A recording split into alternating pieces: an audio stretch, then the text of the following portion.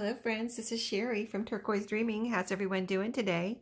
Welcome to my channel and welcome to hashtag Spring Clusters. This is an open collab hosted by Susan at Susan House Art and myself. So this has been our May open collab. We have been doing a new collab every month, and I think that's super fun to do something different every month, and you have month-long prompts to follow if you would like. So this is the last week, last day actually of this May collab, but it's not too late to join in. That's what's so fun about Susan and I's collabs. You can join in anytime. You don't even have to do every week. You can just, you know, if you haven't had a chance to join in any of the others this month and you want to join in today, you know, go for it. It's non-stress, you know, relaxed kind of fun, just fun collab. So this week is geometric. Oh yes, geometric. And to join in, all you do is do your video or Instagram post. Use our hashtag Spring Clusters. If you want to let us know, we'll add you to the list real quick. It's not too late for us to add you. As soon as we see your you know, comment or whatever that you want to join in, we'll add you right away. And let's see, so did I tell you everything? Subscribe to our channels. We'll link your channel, you know, link Susan and I's channels. I think that's everything. So yep, add us to your description box and you'll be good to go. So geometric.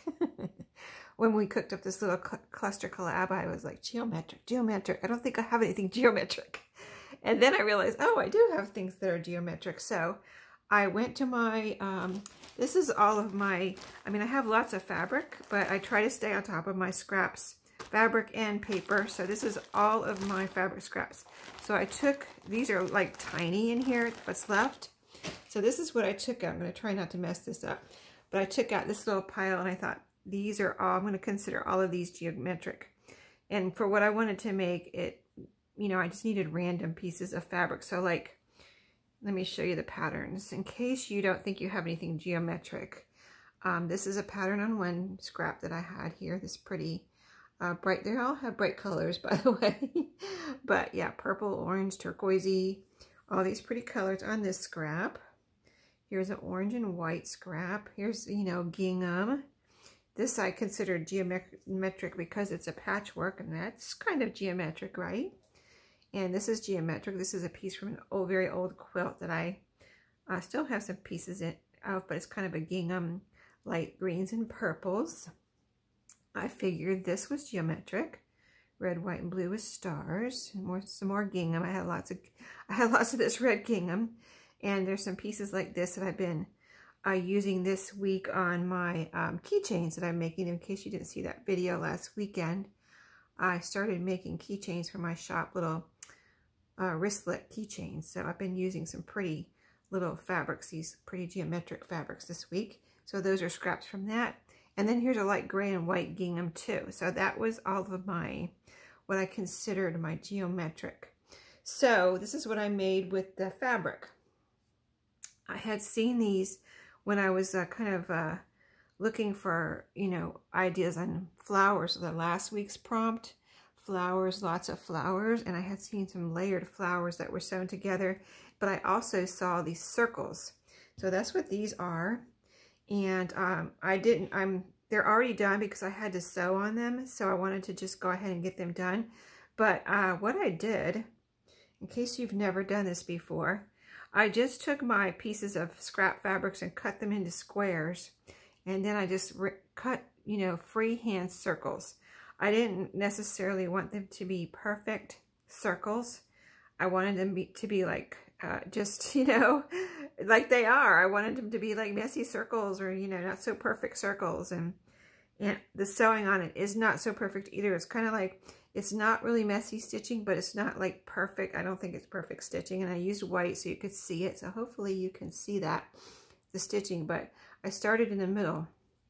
This is three. This is three. Let me tell you, this is three. Like this one is more. 1, 2, 3, 4. 4 circles. So, you know, it wasn't, I kind of was aiming for 5 circles, but I didn't really make it to 5 circles. So like this is 4, this is 3, just whatever I had, I stacked up and made these little circles. And so these are going to be embellishments in my journals. And if you've never sewn in a circle before, it was kind of like harder than I thought it would be to sew in a circle, because I kind of had to, you know, keep turning and turning, and you have to keep, anyway, that's how I did it. I don't know if there's an easy way to sew in a circle. I've never sewn in a circle before, so I was like, oh wow, this is really kind of tedious. But I think these are super fun. And so you can put a button in the middle if you want to.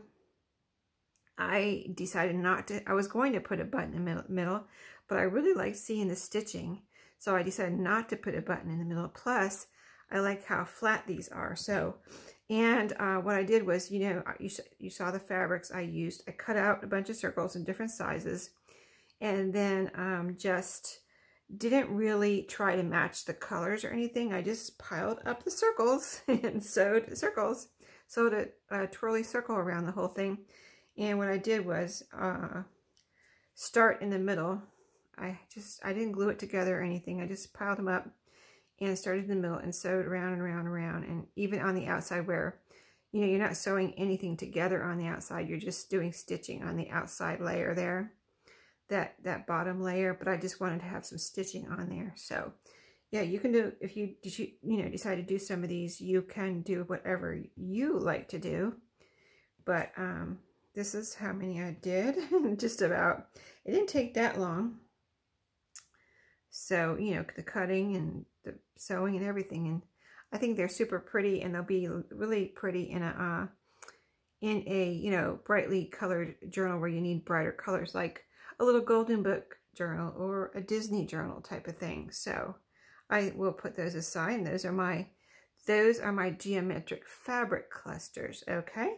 But then I realized I was making geometric paper clusters. And so I've been doing these for a few weeks with some scraps. And so I just took my strips from, you know, some different paper packs. This is from the comic book, actually, paper pack that I was using for making Rolodex cards. And these were some of the scraps. They were just strips. So I took them and cut them in about, what, these are about 4 inches, I would say. I mean, you can do any length you want if you want to do some of these. But yeah, these are about 4 inches. And that makes sense because my Rolodex cards are about 4 inches wide. So I can see why I had 4-inch scraps. And if I didn't, then I just cut them into, you know, I have some longer ones over there from paper pads that I'm going to do the same thing to. And just cut them in 4-inch strips. And so, this is what I had before, you know, this week, just sitting in this little cellophane bag over there ready for me to do something with. But since we were doing this collab, I thought, oh, those are geometric, very geometric, right? So I thought, well, what, my thought was I want to, when I do use them, I want to put a focal point on them. So I looked around my craft room and found some things that I might use as a focal point. I didn't glue them down yet because I kind of wanted to wait until I do a journal and then glue them down, but I'm looking at them now and they're so cute. I might go ahead and glue some down with you. We'll just do it together. So being that I'm gluing over, see, what I did was use at least 3 pieces of paper. So I put the one on the bottom, I put another one on top of that, and then the skinniest ones I tried to put on top. And I didn't glue these together or anything beforehand. I just put them in my sewing machine and did a zigzag stitch across them. And I did that to all of them. That's how all of these are. 3 pieces. Like this one, you can see I put, like I didn't do them all exactly the same. See how these are stacked? This one is like I put these 2 pieces overlap just a little bit and then put that one down the middle. So, you know, that's the same way. They're not really stacked. They're not all stacked. This one too. Maybe I decided I like that look where I still using 3 pieces, but I just overlapped the bottom 2 and put the skinnier one down the middle. So yeah, they're all 3 pieces. So, and just random, again, they're all from the same paper pad. So they all, I think they all coordinate. So that was just kind of, you know, some fun I was having off camera, you know, behind the scenes type of thing. So yeah, let's see, where did I have this? So this is some ideas on what you can use as focal points. So let me get my, as I was saying, before I interrupted myself, I thought I would use Fabri-Tac because I'm gluing down over this thread and everything there. So let's go ahead and put these together. I'm sure I'll find a spot for them one day in a brighter colored journal when I do my next Disney journal or my next little golden book, something like that. So anyway, this is a little punched butterfly that I'm just going to put right there in the middle. It's also geometric with the little polka dots on it, I would say.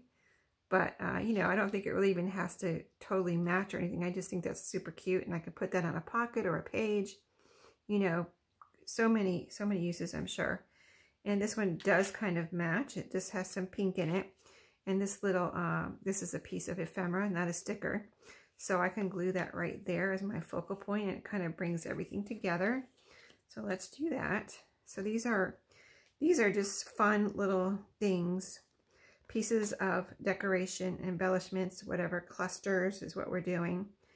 We're calling them clusters, but clusters are embellishments usually. So these are just so, you know, fun, great way to use up fabric and paper scraps, right? Especially all these strips that we don't know what to do with a lot of times. And if you don't have to sew them down the middle, you can glue them. You can do exactly what I did here, but glue them instead of sewing. I just like this, you know, I like the stitching. I like to see the stitching too as much as possible. So that was some little hearts. This is a little envelope with hearts coming out of it, like for Valentine's Day or whatever. And it can go, I feel like hearts can go in any journal. Don't have to be just for Valentine's Day. So I think this might stick over the bottom a little bit, so I'm not going to put glue right down to the bottom there. Does it stick out? Yeah, it does stick out a little bit. Okay. So yeah, I'm just kind of doing it like that, putting it in the middle, kind of tilted, and it's got red on it, and this has got a lot of red in it, of course. So I think that's cute. Got all my little fibers here from my fabric. I'm still cleaning up. So those are those three. Those are done, ready to do something with. And then I had these little felt pieces that I picked up at a thrift store one time, and I haven't used them yet because I picked them up for, I figured I might use them in a Disney journal sometime, because I made some Disney journals last fall, I think, early fall or late summer, and they had colors in them like this, and I found these right after I finished those. I was like, well, next year or whenever I make Disney journals again, I can use these. I'm going to try to take this little piece off the back though. This is one of those little foam stickers pieces that you can glue things down with. They came with this, so I'm going to see if I can take this off, and then I can make it a little flatter. Those are a little bit hard to get off, aren't they? Sometimes they're not hard to get off, but sometimes this one is. I might have to leave it on there. Yeah, that's really, ooh, I've never had a hard time getting these off before. Like on the Dollar Tree stickers, sometimes I'll peel them off and they just kind of peel right off. Okay, one more attempt, and then just cut a little bit of that off now. A little bit of that bulk. Probably getting my scissors all sticky, but it is what it is. So, okay, let's throw that in the trash. All right, so I got it down a little bit. Let me flatten it now. That's a lot of trouble for one little thing, right? Yeah, so I'm going to go ahead and put some Fabri-Tac on here and just let it be how it wants to be, apparently. Put some glue right on there and all around that little circle there. Yeah, so I thought these would be pretty on here, just something more colorful. I tried some other things around in my craft room, like some Tim Holtz ephemera, and I was like, nope, that's too vintagey. Does not go with these bright colors, so, and that's super cute, isn't it? I mean, if you watch my channel, you know I like all kinds of stuff. I don't just do vintage or just do, I probably don't do enough colorful things, but I do love the colorful things. So this will inspire me when I have these sitting in my craft room to do, and that one came right off, didn't it? To do some colorful things. Yeah, I do want to do some more. I have put aside several vintage Disney books to hopefully do some Disney journals again this year, because those are super fun. What did I do last year? Was it Sleeping Beauty, or this is one of the Disney princesses? And yeah, a couple of Disney journals I did last year. And I found some more of those. Well, I think I had a couple more, and I found more since then too. So not very many though, because I'm pretty picky about the ones I bring home. And they have to be certain, you know, age and things like that. So, but I did find a couple that meet my criteria. Now that's cute. See the 3 flowers there, and I have all different colors. Even, well, there is some green in here. So I was gonna say there's no green in here, but this is kind of a yellowish green, this little star right here. Probably not showing you very well, but right there. So that's green, and we've got pink and blue. So wow, that really came out cute. Now this is just a little, you know, one of my little flowers, like a prima flower or whatever kind of flower it is. It might not be a prima flower. This is one of the ones from the bunch that my friend sent me. So still using those up, but this has a lot of blue, well, not a lot of blue, but some bluish color. So I thought that would look cute. And like I said, I can always add more, a little half back pearl kind of bling there, or button or whatever. But that is cute with that type of flower. Oh, we're all done, aren't we? So that's my ideas for the geometric prompt we had this week. And thank you to Susan for hosting this with me this month. And so glad we did the clusters again, because these clusters and these prompts were different from Susan's cluster collab that she did last fall.